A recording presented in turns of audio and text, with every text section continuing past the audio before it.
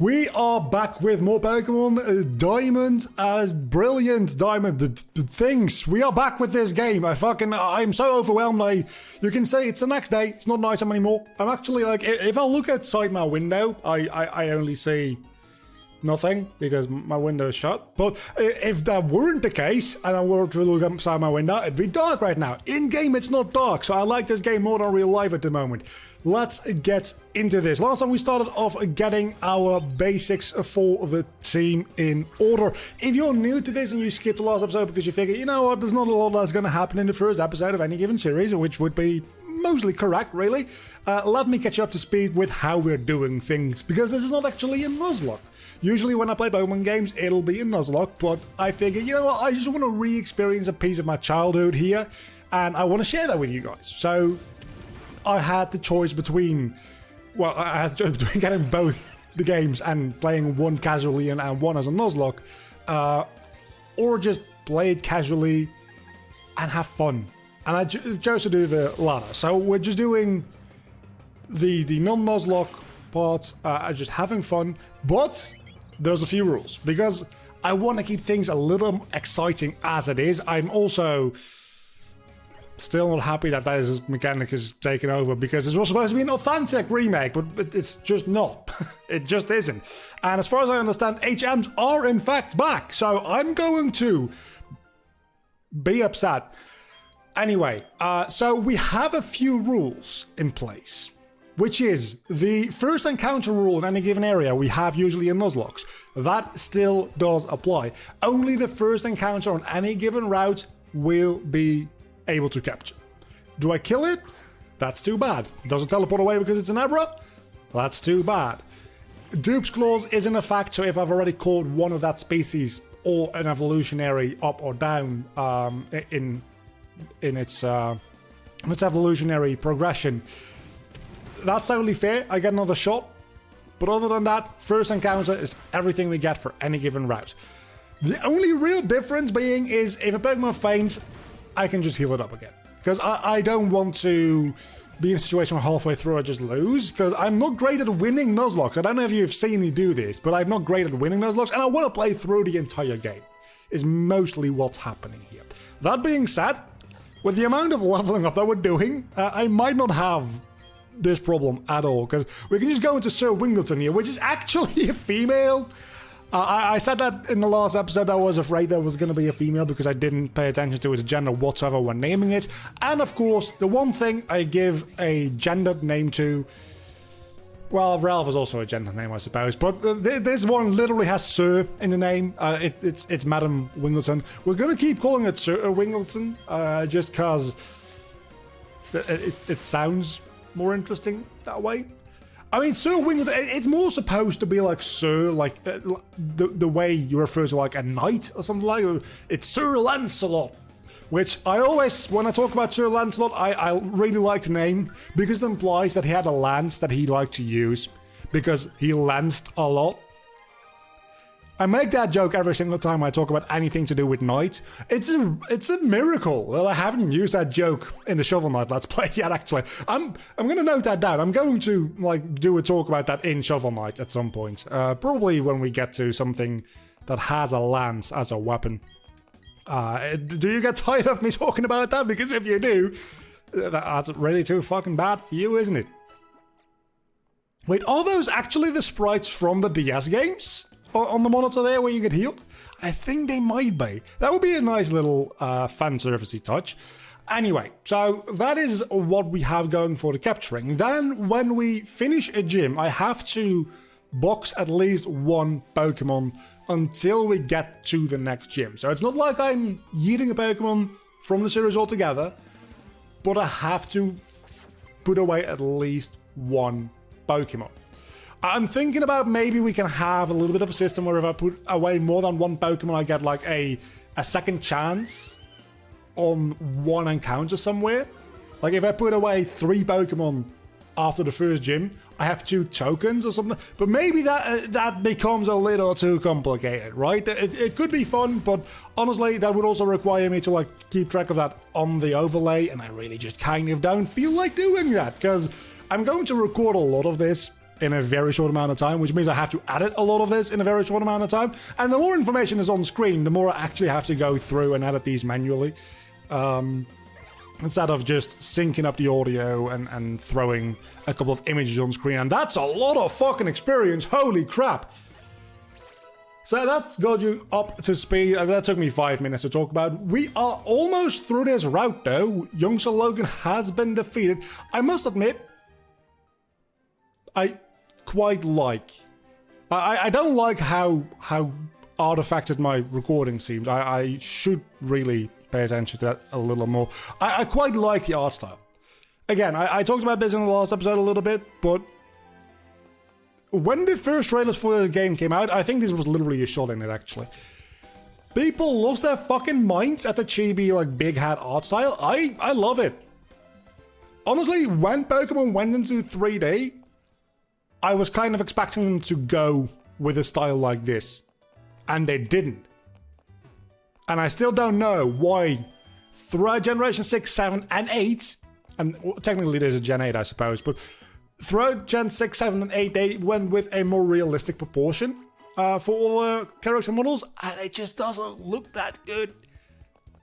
These, however, look amazing. Inside of the battles, they can be a little bit more realistic. That makes that makes sense, right? Because you don't want to have these characters throwing Pokeballs, because that's going to feel very impactful. You need longer arms to make the long motions and stuff like that, but for overall purposes, I very much do think that this is the way they should go going forward, honestly. They won't. When we get to Gen 9 and the whatever the region is called region, I always think that you have to fight Barry in the Pokemon school here. That's not actually the case. You don't fight Barry. That's a Gen 5 thing where you fight your rival in the Pokemon Academy or school or whatever it is. And I think that also happens in Gen 7. But it's not your rival, it's just like 3 random trainers. Anyhow, so we have to get our Pokédex. I don't know how the Pokédex is going to work because obviously we don't have a bottom screen. And yes. There's a lot of things that I don't know. I haven't looked up any spoilers other than one thing I needed to know. And I'm going to complain about this in a moment. But I needed to know whether or not the Distortion World was in this game. Because the Distortion World is really... I know it's Diamond and Pearl remakes, but let's be honest, all the remakes up until now always have taken at least portions, the improvements from the third game in that generation, and added them into the definitive versions, which are the remakes, generally speaking. This game does not seem to do that. Not even as fan service and post game. As far as I've been able to find through Googling, the Distortion World is just not a thing. I've read that somewhere there's a Distortion World roam where you can probably where you can get the what is it called, the Gracious Orb, to have Giratina in its origin form. I imagine you can, right? Is it so faithful that they didn't bother putting that in either, is the question. But there's no post-game Delta or Distortion episode or something like that, and that really kind of upsets me, because about 60% of me being hyped for having Gen 4 games on more powerful hardware definitely had to do with the whole idea that you can have a way more wacky and not actually the way the Distortion World looks in Pokemon Platinum isn't bad. It's just you can tell the hardware wasn't really up to the task, right? And from the moment I played that on the DS, I wanted to play this on more powerful hardware. And now we have this game on more powerful hardware, and apparently the Distortion World isn't in it! I hope that I'm wrong. I hope that I've been wrong. I hope that they maybe... If they make DLC like Isle of Armor and Crown Tundra DLC, but it's literally just a Delta episode and kind of thing in the Distortion World, I will buy it. Because I need my 3D Distortion World. You can do so many wacky fun things with perspective and gravity and even just literal visual distortion, teleporting around, things not making a lot of sense from a distance perspective, right? Walking over and this is going way, way into something that they'll not do, but having like a bridge that going one way takes like 3 steps and going the other way takes like a minute to cross, that kind of stuff. That's things you can do with this more powerful hardware, and I would love to see them try and do something with that. Apparently, like, I know that I'm asking for things that weren't in the original to be added on top here. I'm gonna stay in. And maybe that's unreasonable to ask. Maybe it isn't. But I also just think that I don't care, and it's a real good opportunity to make something cool, and they didn't do it. Again, there is a good chance that there's going to be DLC for this game that might include that. So the base game will be a more faithful recreation of Diamond and Pearl, and then some Platinum elements might come in on DLC, is what I imagine anyway, right? I don't know for sure. First thing, though, that I want to point out here is not the first thing. I've been talking for literally 10 minutes already. This is the first time in many, well, probably not, well, not many years, because I played Gen 7 on actual hardware. But this is probably the first time since I've played Ultra Sun or Ultra Moon, whichever one I got, that I can't use the speed button.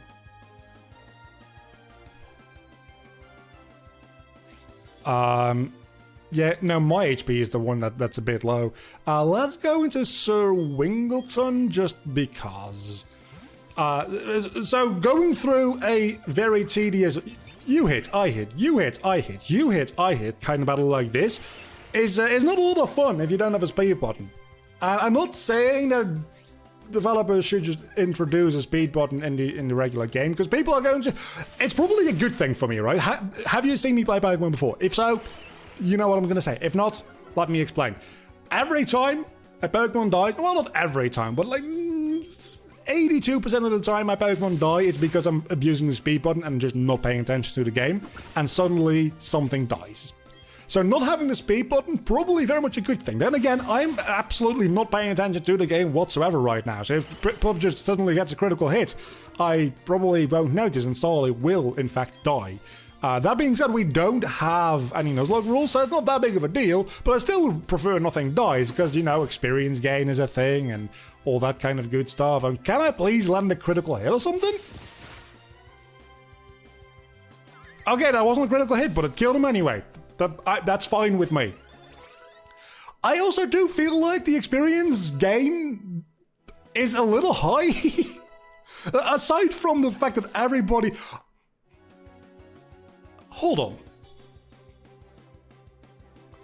Hold on. Does everybody gain experience depending on their level crossed with their EXP curve? Because Sir Wingleton is level 8, gaining 151 experience. Sir Wingleton is also the Pokemon that... Oh, Sir Wingleton and Ralph were out during the battle, so they probably gained more experience as a result of that. But then, still, Doofenshmirtz gained 83 experience, and Quoth, being one level higher, only gained 75. Is it like a built-in experience curve? What? I haven't played Sword and Shield, right? So, I don't know any of these new experience mechanics, but it seems like there's new experience mechanics. Because you would think that everybody just gains the same amount of experience, but clearly that is not the case, and I don't know what causes that. So if anybody does know that, please do enlighten me in the comment section down below, because I'm probably going to be either too lazy or too forgetful to look it up for myself. So far nothing has died yet, though. Very much a good thing. Let's go capture some more Pokemon. How about... Hold on. What's in the basement? What's in the basement? Is that a way into the underground? I guess we'll see that relatively soon, right? Because the underground Oh no, that's Eterna City before we get into the underground. Okay, Route 203. Please give me an Abra. I need an Abra. You give me a Starly. You know what? Funny thing, I already have a Starly. Her name is Sir Wingleton. And we're not going to catch you because I already have Sir Wingleton. And Sir Wingleton is love. Sir Wingleton is life. I probably need the experience. I can also get an Aldrod and maybe get a Gyarados. So, Abra! Okay. I suddenly wish I had the quick balls that I got from getting this game day one. Apparently, it literally doesn't matter because it's only a Premier Ball. Hold on, whoa! I only bought 10 Pokeballs and I have 30 now. This game gives you 20 Pokeballs to start with? I'm getting this Abra. I got the fucking Abra on the first try. Hell fucking yeah. And level grinding Abra is not a problem with this experience mechanic, so... Yeah, see, we have 40, 22, 28, and 25. What's up with the experience curves in this game? It confuses me to no end. But we have an Abra, so we're gonna get an Alakazam.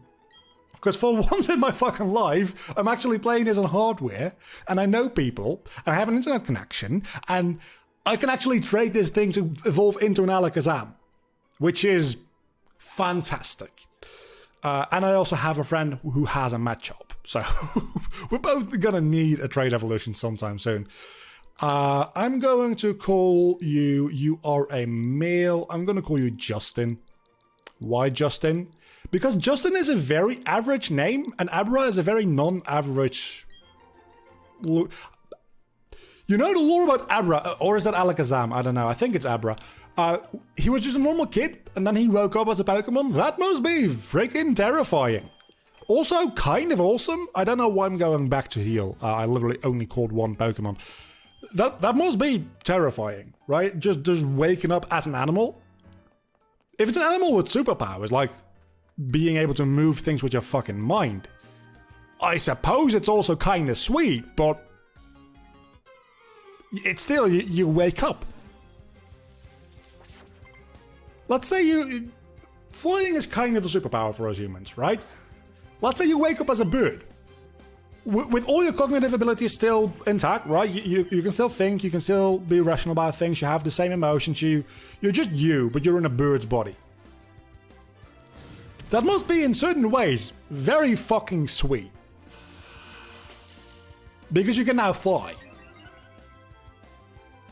Unless you woke up as like an ostrich or something, that would be the fucking worst. Like, the one upside to being a bird, and you can't fly. That would be the worst. Anyway, you wake up as a bird, you can now fly, great, but also, you're a bird. Right, that's not something to be particularly happy about, I imagine. I've never been a bird. I don't expect to be a bird at any point in my life. If I could be a bird for a day, would I? Maybe. Would you be a bird for a day? I'd be a bird for a day.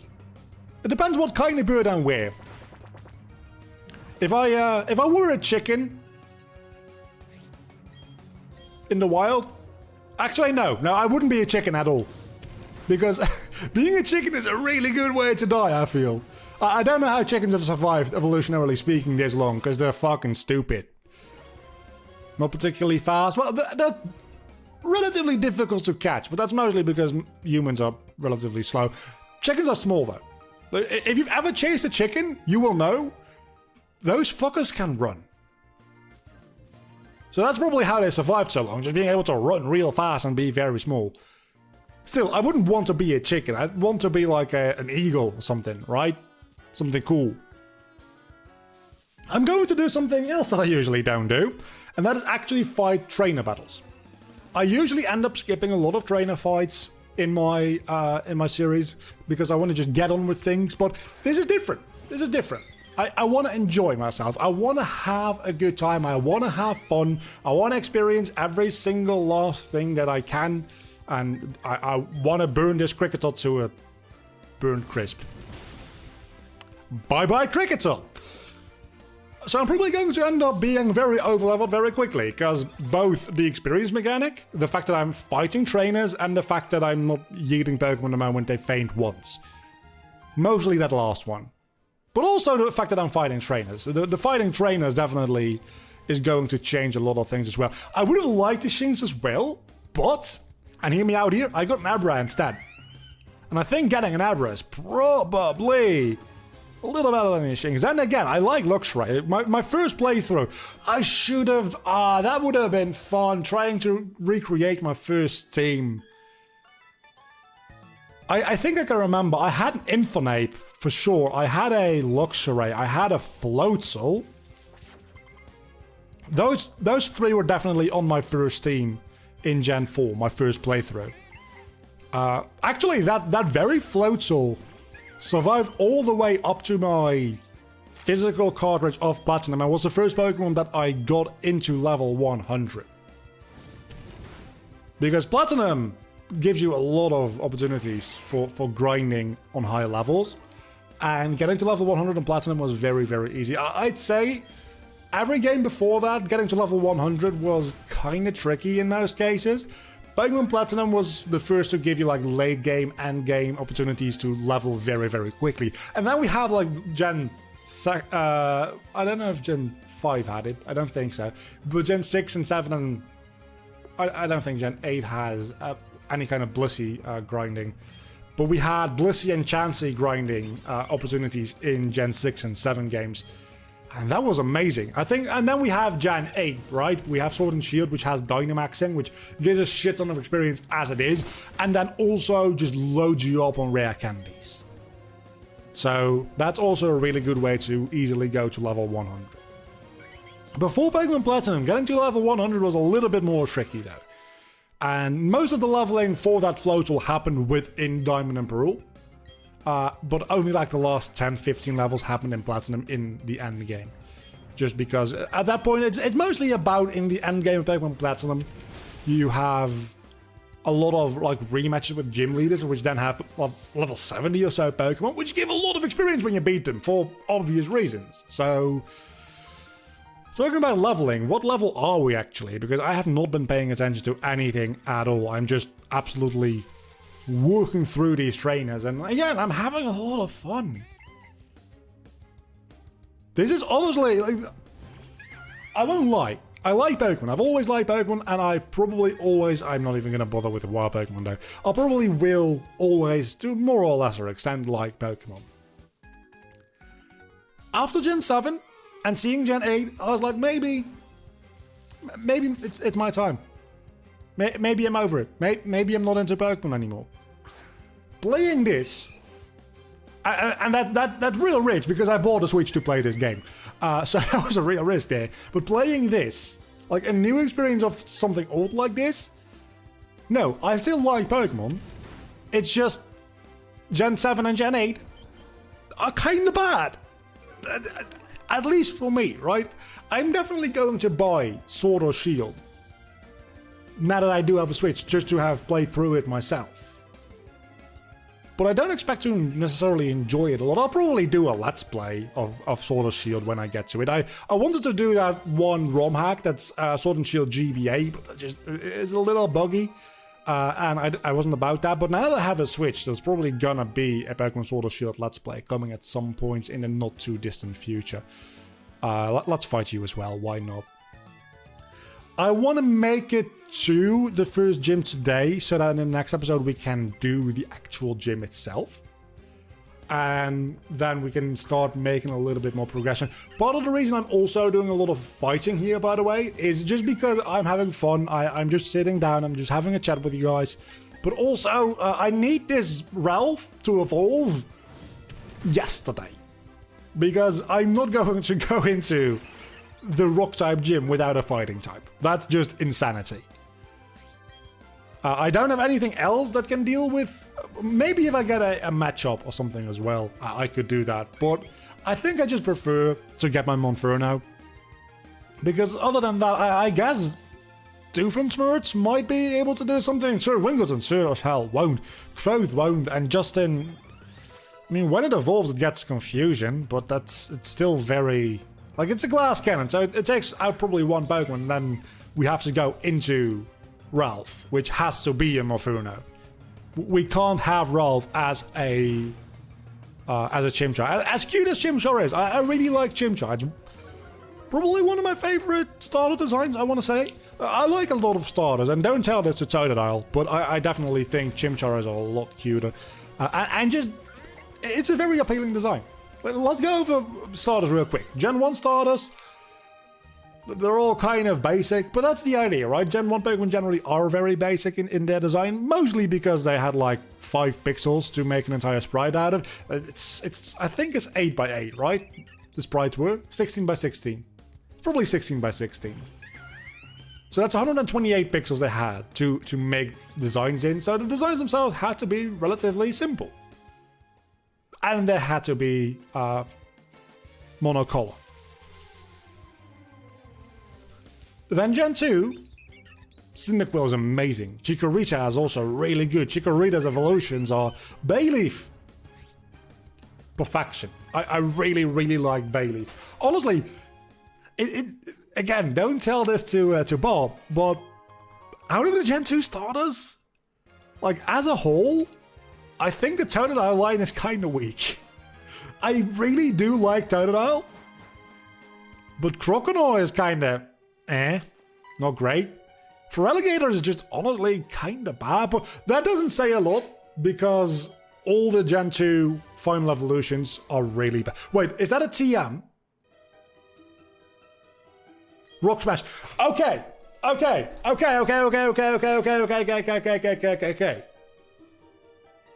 Number one, we still have the TM and whatever the other thing is split in this game, which is fine.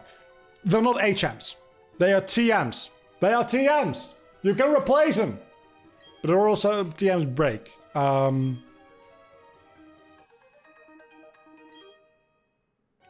Use Rock Smash from the Pokéhatch and wild Pokemon will get rid of boulders on your path. Oh, you can just skip it altogether after all. Okay, never mind. I love this game. Hold on. How do I open the Pokéhatch? I didn't... Oh, there we... Oh, that's real cute. So how do I now switch the app? Oh, this is actually kind of bad, isn't it? Oh, this is real... Oh, this is not intuitive at all. I imagine if I'm playing this in a non-docked mode, it's a lot better. But I'm playing this in docked. Okay, so